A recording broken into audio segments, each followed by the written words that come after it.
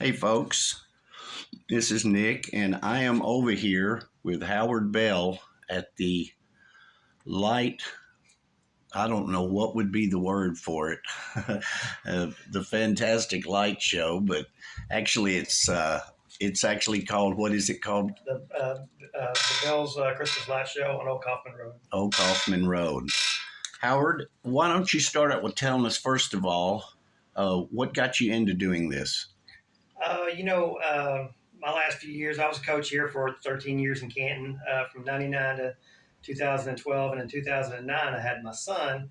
And it was about that time that, I always put a few lights out, but I don't know, as being a dad, I just decided to start putting a little bit more lights on our house in town. And it just kind of continued to grow. But one of the things that made me just really start putting more lights and giving people something to see besides just a strand of lights on the house or something like that was I just as a kid I loved going and looking at Christmas lights. We didn't do much for Christmas.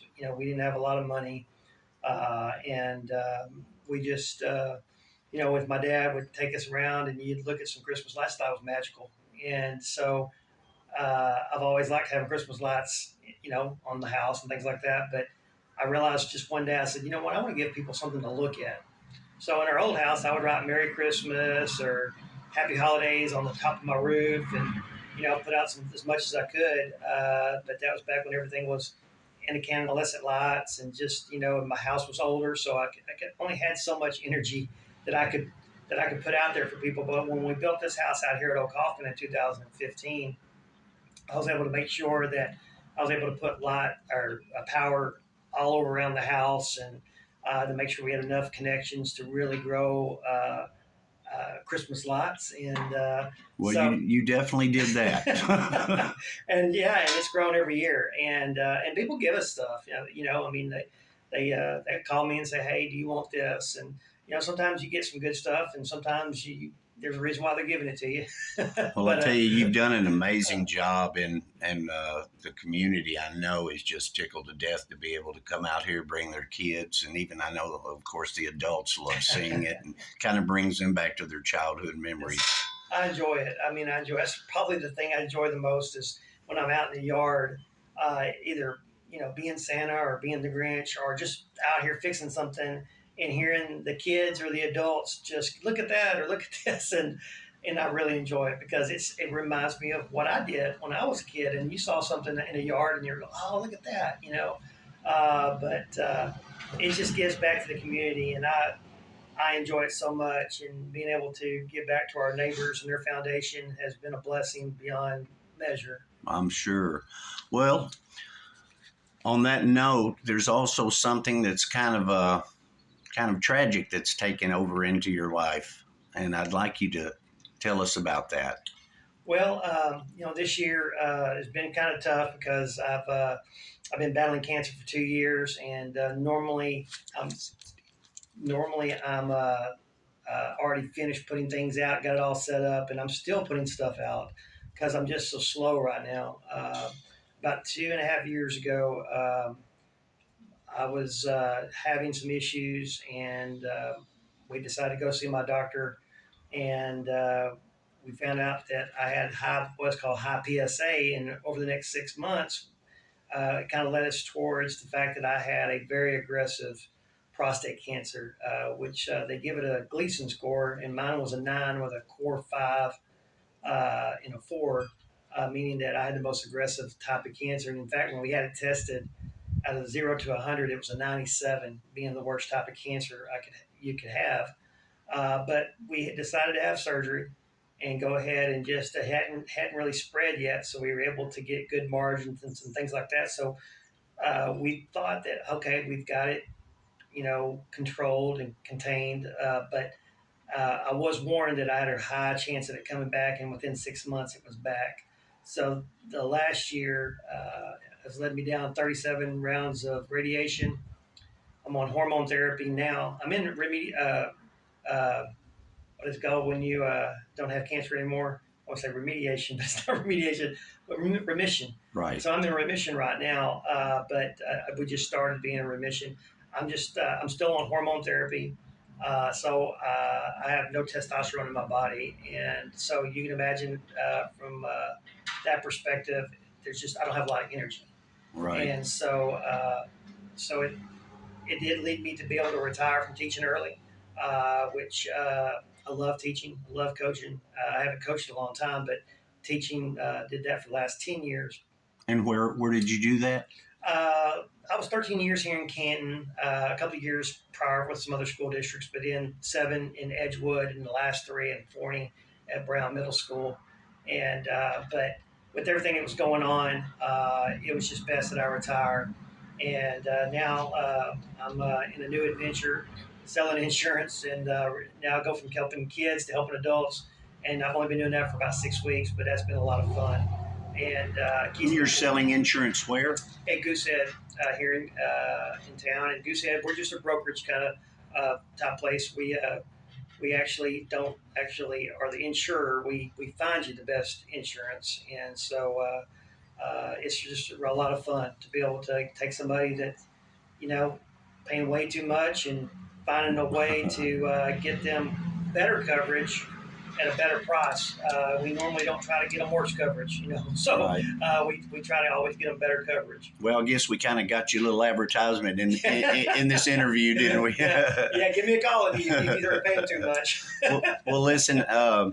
This illness that you're dealing with, I guess it's probably giving you a totally different outlook on life.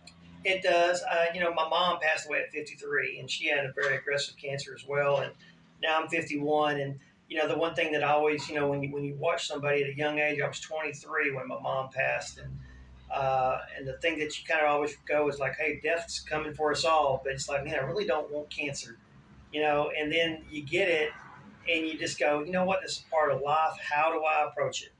And I decided a long time ago, I had my pity patty party the first couple of days that I found out I had it. And then I said, I am going to live life to its fullest. If God gives me a year, if He gives me 20, 10, 30 more years, whatever it is, I'm going to enjoy life. And so that's what I do. I don't really think about it. We just get up. If it was doing radiation, then it's just go get radiation done and come back and be a dad, be a husband. Right. Exactly. But I don't let it try to slow me down. Physically it has. I mean, there is no doubt. Mentally, cancer has not done anything to me. That's great. And but I'm going to keep smiling, keep enjoying life, keep hoping that the cancer stays away. I guess you can only get it so many times before there's not much they can do for you. So I don't want to be a 3-timer. Exactly. But is there any advice you'd like to give everybody as far as watching out for, or the signs? Yes. So, guys, the cancer I have is prostate cancer, and one of the things when we think about, women, we always talk about breast cancer, and I kind of learned that this is a man's version of breast cancer, except it's prostate cancer, and guys, this is something that's serious. I think they say 1 out of 9 men get it. You have to be tested. And if your family, if anybody in your family has ever had it, you need to be tested. Probably starting around 40 to 45. I was 48 when I had it. Normally, if you are over 50 and you've not been tested, please go get tested. Signs of prostate issues is just waking up constantly at night and going to the restroom and not being able to empty. We think, well, I'm just getting older. This is normal. That's not normal. And so go see your doctor. It's just a little blood test. It's not, and if you're good, you're good. And if you're not, it'll save your life. So early detection on any cancer is so important for all of us. And that would be my just wish for anybody out there. If you're experiencing anything that's not right, your body, go see your doctor and find out what's going on, because if it is some sort of cancer, it's growing inside of you, and when it spreads, there's not a lot that people can do, so please go get tested. Great advice. Great advice. Well, listen, on a lighter note, again, thank you so much for what you're doing. Go ahead and let us right quick a little information about y'all going to be doing some more light. You'll have the lights on tonight. if it's not storming. If it's not Right. storming. If it's just rain and sprinkling, I'll have them on. But if it's pouring down, the ground will get too high. If the water would go over a lot of the lines, and you've seen how many lines are out here. Right. But if it's just a little, if it rains at 5 o'clock and then by 6, it's just sprinkling or something, I'll flip them all on. But I hate to not have a Saturday night going, but we'll see what happens Right. tonight. Tomorrow night, definitely they'll be on. We got the parade in town. So, hey, come out to Canton and see the parade. And then, hey, we're out here on 2120 Old Kaufman Road. And come on out and enjoy the lights. Excellent. Well, that's great information. And I will get this passed on, and our prayers and best of luck to you. And thank you again for everything you are doing for the community. We definitely appreciate it. Nick, thank you for everything that you do. I mean, covering things that we don't know and seeing people that, giving stories on people of the community. It's something that I know I enjoy watching and looking at all your videos. And thank you so much for everything that you do. Well, thank you. I appreciate that. Okay, well, we'll end it at that. And folks, like I say, keep an eye out, and it's your body. Take care of it.